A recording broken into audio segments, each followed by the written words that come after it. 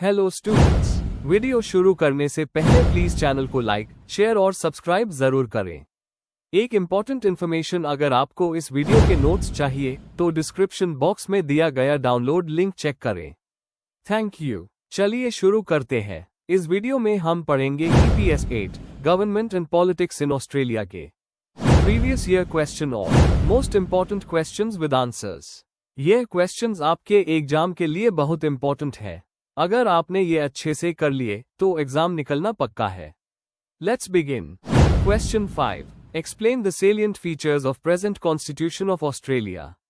Question explanation. इस question में हमें ऑस्ट्रेलियन कॉन्स्टिट्यूशन के मेन फीचर्स को समझाकर लिखना है। हमें बताना है कि ये कैसे बना, फेडरल और स्टेट पावर्स को कैसे डिवाइड करता है, पार्लियामेंट, एग्जीक्यूटिव और जुडिशरी की रोल क्या है। आंसर। इंट्रोडक्शन। ऑस्ट्रेलिया का कॉन्स्टिट्यूशन 1 जनवरी 1901 से लागू हुआ। ये एक ऐसा डॉक्यूमेंट है जो देश की गवर्नेंस का फ्रेमवर्क सेट करता है।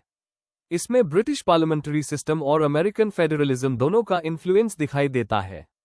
इसमें फेडरल और स्टेट गवर्नमेंट्स के पावर्स डिवाइड किए गए हैं और पार्लियामेंट, एग्जीक्यूटिव और जुडिशरी की स्ट्रक्चर डिफाइन की गई है। अगर हम इसके सेलिएंट फीचर्स को समझें तो हमें ऑस्ट्रेलिया की डेमोक्रेसी की असली तस्वीर समझ आती है। Main body. 1. Federal character of the constitution.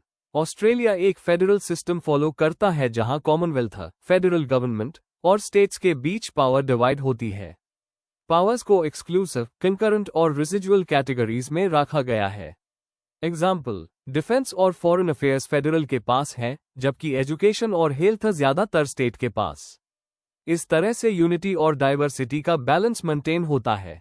2. Written और रिजिड कॉन्स्टिट्यूशन। यूके के कॉन्ट्रास्ट में ऑस्ट्रेलिया का कॉन्स्टिट्यूशन रिटन डॉक्यूमेंट है।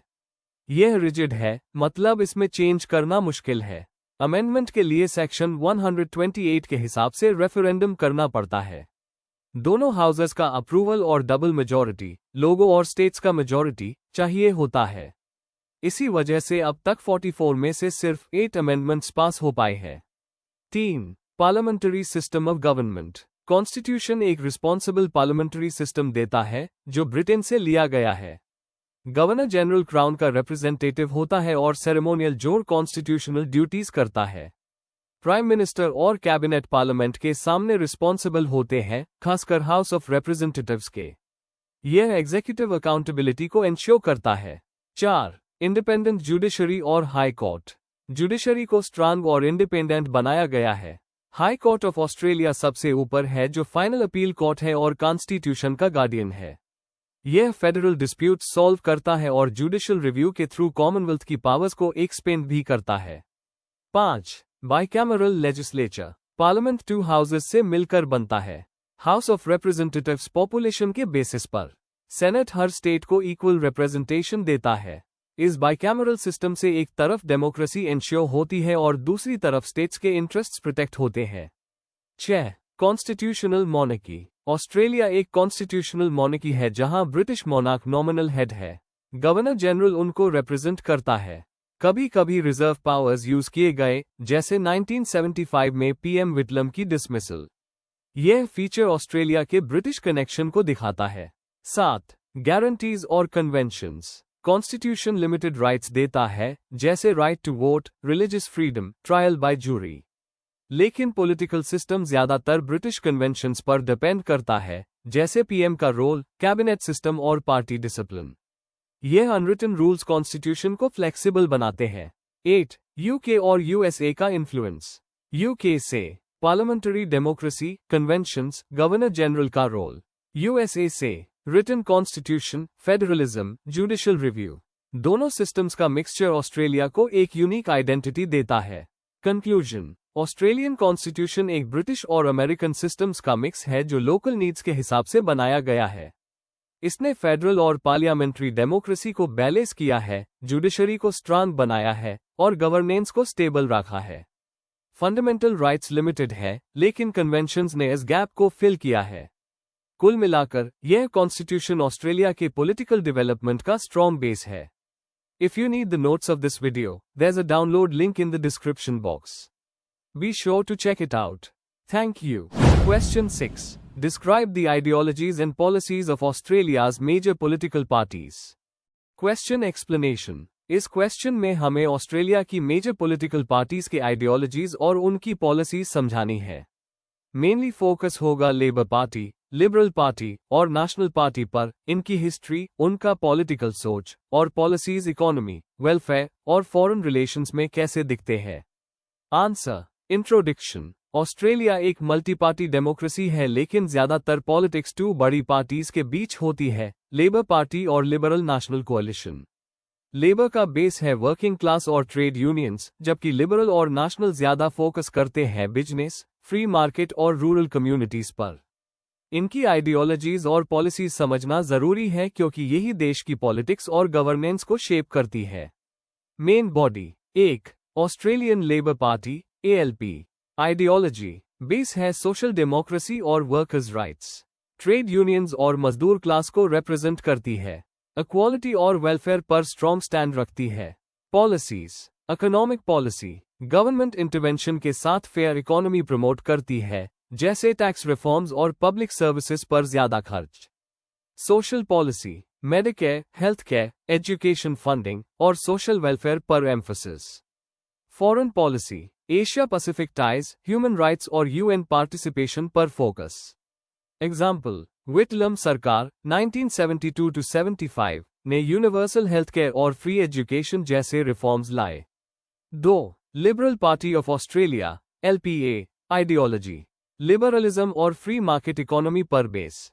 बिजनेस, मिडिल क्लास और कंजर्वेटिव वैल्यूज को सपोर्ट करती है। कम गवर्नमेंट इंटरफेरेंस और इंडिविजुअल फ्रीडम पर emphasis. Policies. Economic policy. Privatisation, deregulation और फ्री ट्रेड को पुश करती है। लो टैक्सेस और एंटरप्रेन्योरशिप को प्रमोट करती है। Social policy. Family values, law and order और स्ट्रिक्ट इमिग्रेशन पॉलिसीज। वेलफेयर पर लेबर से कम फोकस। Foreign policy. USA के साथ स्ट्रॉन्ग अलायंस, अंजूस जैसे सिक्योरिटी पार्टनरशिप्स को सपोर्ट करती है। एग्जाम्पल। जॉन हावर्ड की सरकार 1996-2007 ने इकोनॉमिक लिबरलाइजेशन और बॉर्डर सिक्योरिटी पर ज्यादा फोकस किया। 3. National party of Australia NPA। Ideology. Rural और रीजनल कम्युनिटीज का रिप्रेजेंटेटिव। अग्रेरियनिज्म और रूरल डेवलपमेंट पर ज्यादा फोकस। लिबरल पार्टी के साथ कोलिशन में काम करती है। पॉलिसीज। Economic policy. फार्मिंग और रूरल इंडस्ट्रीज के लिए सब्सिडीज और infrastructure development. Social policy. Rural health care और एजुकेशन पर emphasis. Foreign policy. Rural exports के लिए ट्रेड एग्रीमेंट्स को सपोर्ट करती है। एग्जाम्पल। कोalition में नेशनल्स एंश्योर करते हैं कि रूरल इश्यूज इग्नोर ना हो। 4. Emerging trends and minor parties. Greens. Environmental issues और क्लाइमेट चेंज पर फोकस। वन नेशन जैसे माइनर पार्टीज नेशनलिस्ट और एंटी इमिग्रेशन पॉलिसीज के लिए जाने जाते हैं। इम्पैक्ट। ये पार्टीज, खासकर सेनेट में, पॉलिसी मेकिंग को इन्फ्लुएंस करती है। कंक्लूजन। ऑस्ट्रेलिया की पॉलिटिक्स एक बैलेंस है प्रोग्रेसिव और कंजर्वेटिव आइडियोलॉजीज का।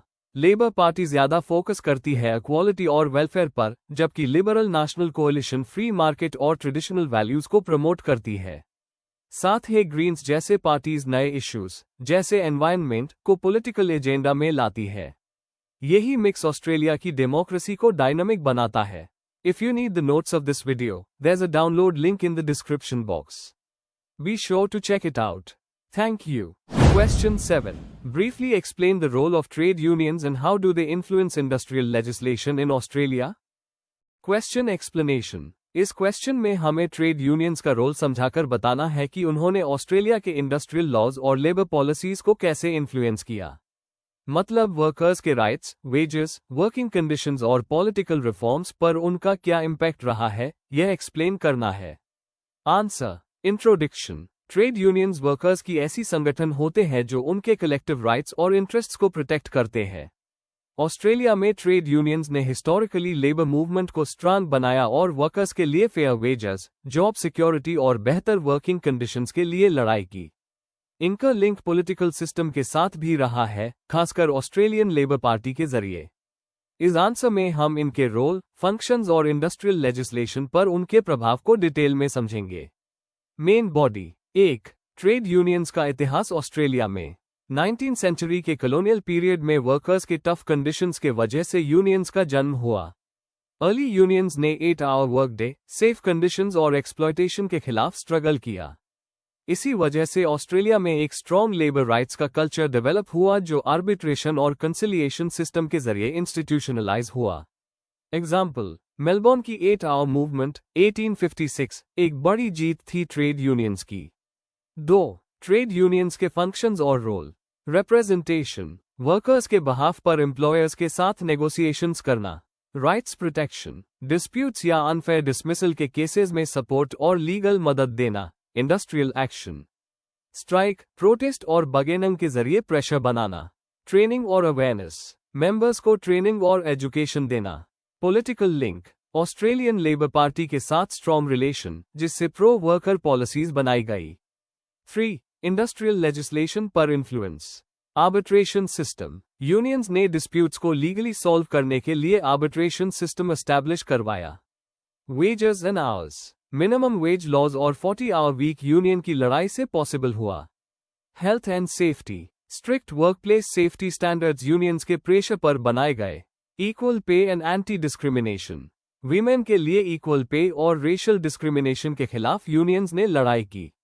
Recent reforms, enterprise bargaining, superannuation और फेयर वर्क एक्ट 2009 में यूनियंस का इंपॉर्टेंट रोल था। 4. कंटेम्पररी चैलेंजेस और role. Declining membership, recent decades में यूनियन मेंबरशिप कम हुआ है।